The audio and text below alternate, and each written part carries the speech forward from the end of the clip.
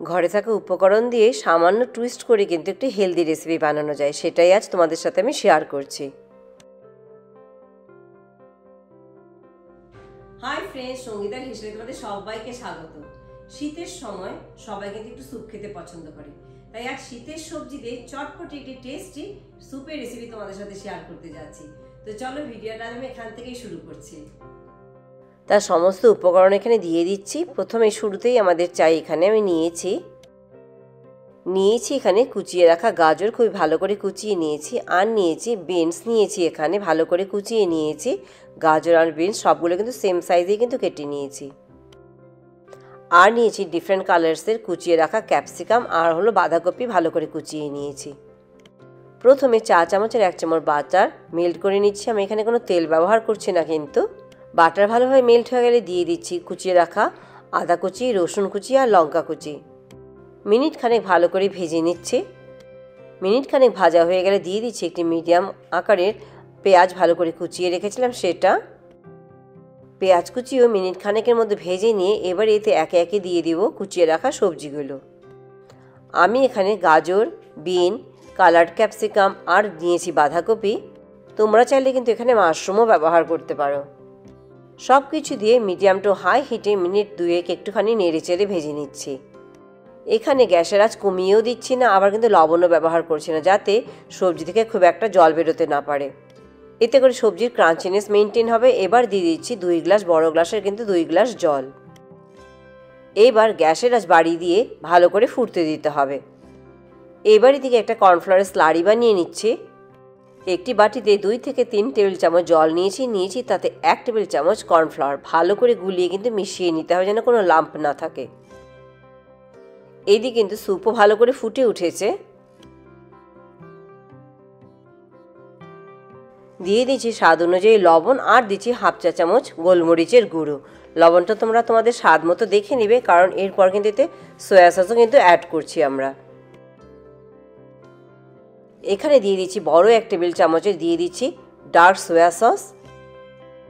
আর দিচ্ছি বড় 1 টেবিল চামচের টমেটো কেচাপ। চাইলে কিন্তু এখানে ডার্ক সয়া সস আর লাইট সয়া সস দুটোই ব্যবহার করা যায়। সব কিছু মিশিয়ে দিয়ে ভালো করে এবার আবারও ফুটতে দিতে হবে 3 থেকে 4 মিনিট। 3-4 মিনিট পর এবার দিয়ে কর্নফ্লাওয়ারের স্লারিটা বানিয়ে রেখেছিলাম সেটা দিয়ে দিচ্ছি। দিয়ে কিন্তু ভালো করে আমাদেরকে মিশিয়ে দিতে হবে, যাতে স্যুপে কোনো লাম্প না আসে। আবারও 3 থেকে 4 মিনিট ভালো করে ফুটিয়ে নেব। আর ফুটতে ফুটতে কিন্তু স্যুপের কালার কিন্তু চেঞ্জ হয়ে আসবে, আর কালারের সাথে সাথে টেক্সচারও কর্নফ্লাওয়ার অ্যাড করাতে। এবার দিয়ে দিচ্ছি কুচিয়ে রাখা স্প্রিং অনিয়ন, ব্যাস দিয়ে কিন্তু গ্যাস বন্ধ করে দেব। এবার তোমাদের দেখিয়ে দিচ্ছি স্যুপের কিন্তু কনসিস্টেন্সি, কর্নফ্লাওয়ারটাতে কতটা ঠিক হয়ে এসেছে। রেস্টুরেন্টের মতোই কিন্তু হয়ে এসেছে কনসিস্টেন্সি। এইদিকে ফ্রাই নুডলস ছাড়া কী করে মানচাও স্যুপ বানাবো, তাই সামান্য নুডলস আমি এখানে গরম করে নিচ্ছি, ফুটিয়ে নিচ্ছি ভালো করে। কারণ আজ আমি হেলদি ওয়েতে কীভাবে সার্ভ করতে পারো সেটা দেখাবো। ভালো করে সেদ্ধ হয়ে গেছে, জল ঝরিয়ে একটু স্ট্রেনারে দিয়েছি। এবার এই সেদ্ধ করা নুডলসে কিন্তু সামান্য কর্নফ্লাওয়ার দিয়ে একটুখানি মিশিয়ে নেব। এতে করে নুডলসটা যখন ফ্রাই করবে সুন্দর ক্রাঞ্চি আর সুন্দর কোটিং আসবে। কিন্তু একটি কড়াতে ভালো করে তেল গরম করে নিচ্ছি, আর গরম তেলে কিন্তু এবার সেদ্ধ করে রাখা নুডলস, যেটা কর্নফ্লাওয়ার দিয়ে মাখিয়ে রেখেছি, সেটা আমি এবার ডিপ ফ্রাই করে নেব। স্যুপ হলো জেনারেলি হেলদি জিনিস, সেই হেলদি ভার্সনে যদি খেতে চাও সেটাও এবার আজ আমি 2ভাবে শেয়ার করছি।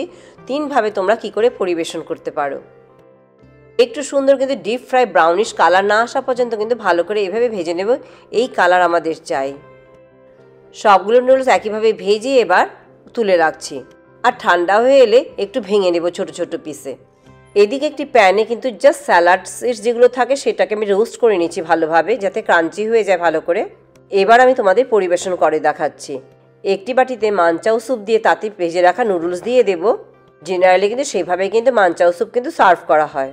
আমি এখানে টোটাল তিনটে বাটি নিয়েছি দেখাবার জন্য, যাতে তোমরা যে যেভাবে খেতে চাও পছন্দ করে সেইভাবে তোমরা কিন্তু পরিবেশন করতে পারো। আর তাতে করে কোনো প্রোটিন পোর্শনও থাকছে, আর কোনো এক্সট্রা অয়েলও কিন্তু আমি অ্যাড করছি না তাতে। আর একটি বাটিতে দিয়ে দিচ্ছি রোস্ট করে রাখা সিডসগুলো, স্যালাড সিডস যেটা আমি রোস্ট করে নিয়েছিলাম। আর একটি বাটিতে দিয়ে দিচ্ছি সেদ্ধ করে রাখা ডিম।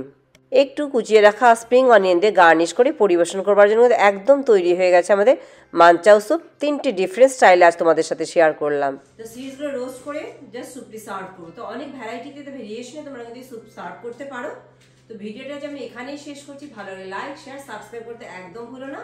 পরে আবার অন্য কোনো ভিডিও নিয়ে তোমাদের কাছে চলে আসবো। সবাই ভালো থেকো, চলো বাই বাই।